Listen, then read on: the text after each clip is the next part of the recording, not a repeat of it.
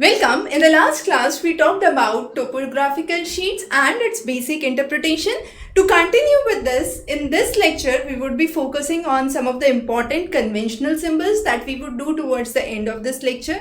We would be focusing on scales, directions, bearings and contours. So to first understand, representation of the land can be done in various ways. Some of the common forms we would introduce first, and then we'll jump on to the most popular of those, and that is contours. So the first one that we would discuss is hechures. Now what are hechures? Hechures are vertical lines that are drawn, and these vertical lines do not intersect with one another.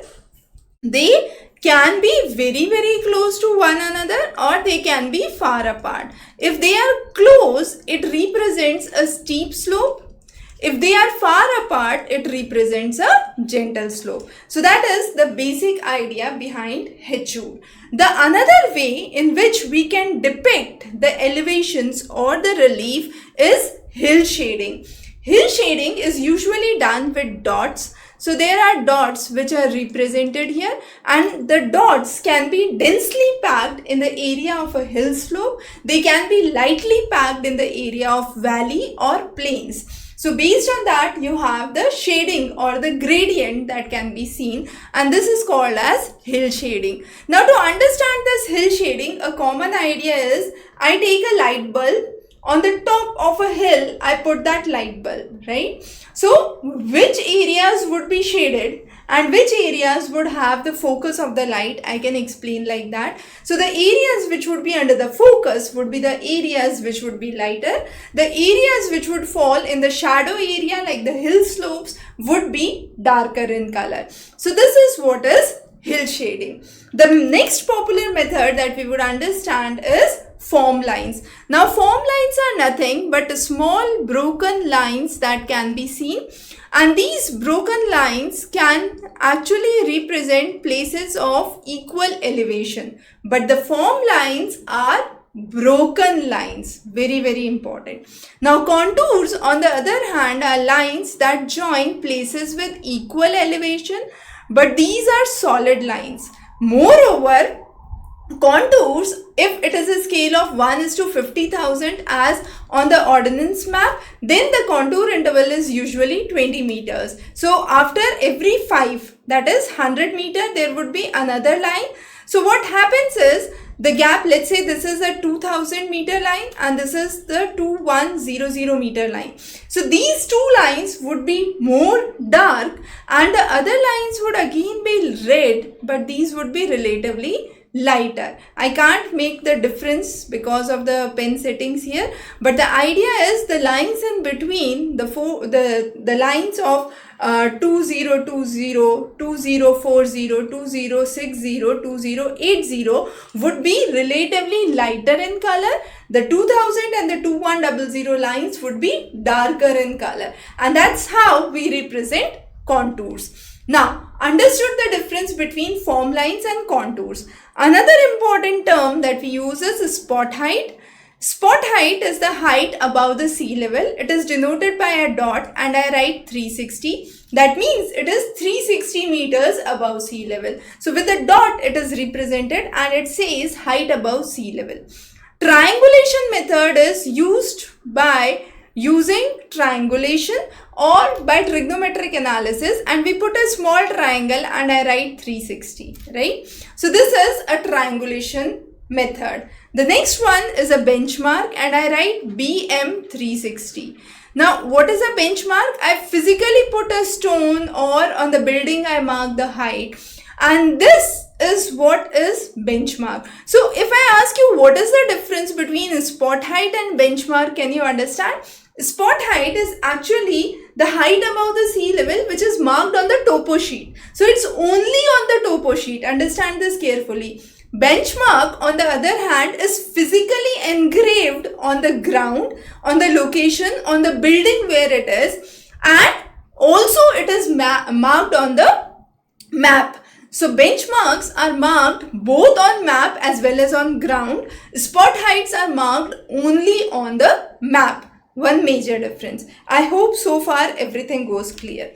Now, when we are understanding contours, in contours we do understand the gradient of contours. So if the contours are close by, that means it is steeper. If the contours are far apart, that means the slope is gentle. There is another question that I would raise here. I said in the beginning, contours are places which join equal elevation points, correct? Can two contours cross each other? Very important thing, and this would be useful when you would be actually drawing the contours. So can two contours intersect one another? Physically impossible. Now you might ask why. Let's say I draw a contour like this and I draw another contour like this. Is it possible? Because this contour, let's say, is a 200-meter contour and this is a 300-meter contour. This point cannot be both 200 meters and 300 meters. Obviously not. So contours cannot intersect one another. What are the features of contours? So let's understand those quickly. So the first feature is contours are solid lines. They are not dashed lines like the form lines. The second important features are they are spaced. Now based on the spacing, if they are close, they are steep. If they are far, they are gentle. So spacing of the contour is another important aspect. The third important is they cannot intersect each other. The reason for the same we have already discussed. The next is different heights on the contour, as we can say, are represented by different elevation.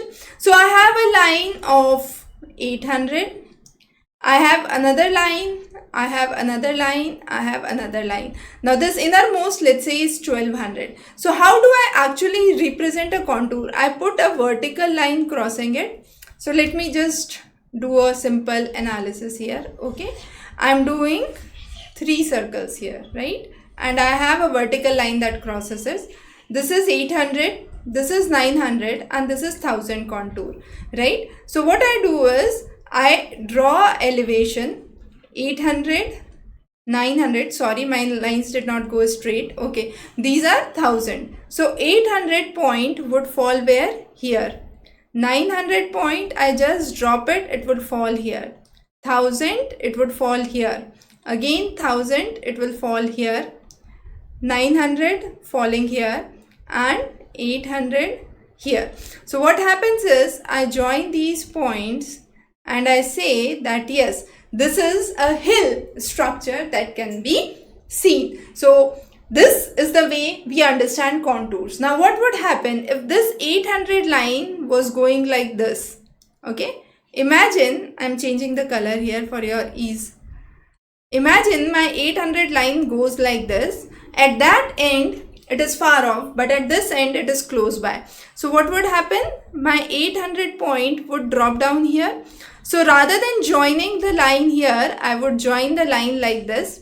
So this would be an example of escarpment. So this would be the dip and the scrap side. So steeper side you can see. So here you have a very steep slope that can be witnessed. However, this side is a gentle slope. So escarpments can be seen like this. We'll understand in a while about various contours and how do we depict it. Also, contours can be very close to one another, or in certain circumstances they can actually appear meeting to one another. So this could be a case where I'm saying it's a ridge or a waterfall. The points would actually come very close and they might meet, but they cannot intersect.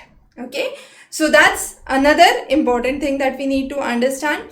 Now whenever we talk about contours, there are 3 important terms that we must understand. One is the elevation of a contour. The second is the steepness, that we understood how far they are based on the spacing, and the shape of the contour that we would see here. In this one single diagram, we have tried to explain a lot of contours. For example, the lines here are close by, so it's a steep contour. Escarpment, because you can see a sudden drop in the height. This is a kind of cliff. This is a gorge, because all the points appear meeting at this point along the river. Okay, this is a river flowing, and river flows opposite to the contour. So river flows downhill and the contour